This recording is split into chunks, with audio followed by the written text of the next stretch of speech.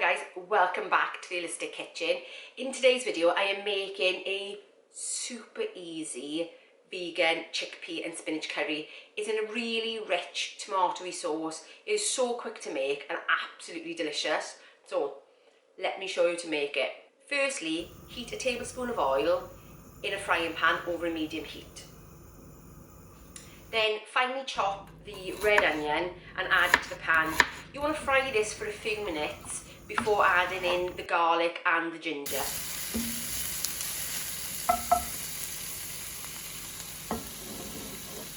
Once you've added the garlic and ginger, I want you to fry this for a couple of minutes until it becomes really fragrant and the onions have become soft. Next, add in the chopped tomatoes and fry until the tomatoes are broken down slightly. You can't help this by giving it a press on the back with your spoon, but it's okay because as you cook it, they're going to soften up anyway and they're going to sort of meld into the sauce, so don't worry about it too much.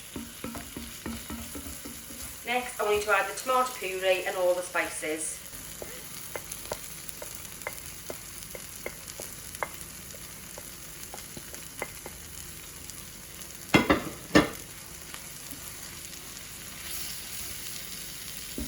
Stir in all the spices until it becomes a nice thick paste.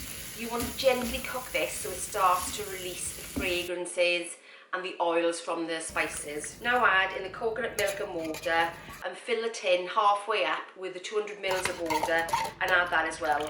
Give that a good stir to incorporate everything and leave to simmer for 10 minutes.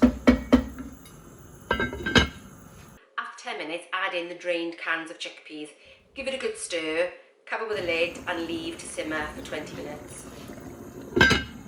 While that's cooking, take the spinach and slice finely.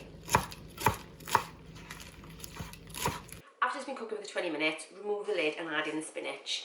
Give it a good stir through and the heat of the curry will actually cause the spinach to wilt down really quickly. So just give it a couple of minutes to wilt down and actually good to go. It is finished, all done guys. So simple, so easy. At this point then, if you wanted to add in some coriander, some chilli flakes, some parsley, it's entirely up to you.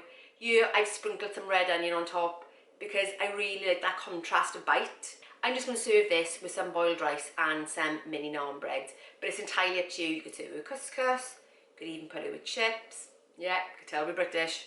Put it with chips, curry chips, half and half rice, half chips. Anyway, I hope you've enjoyed this recipe today and I will see you next week for another recipe. Bye guys.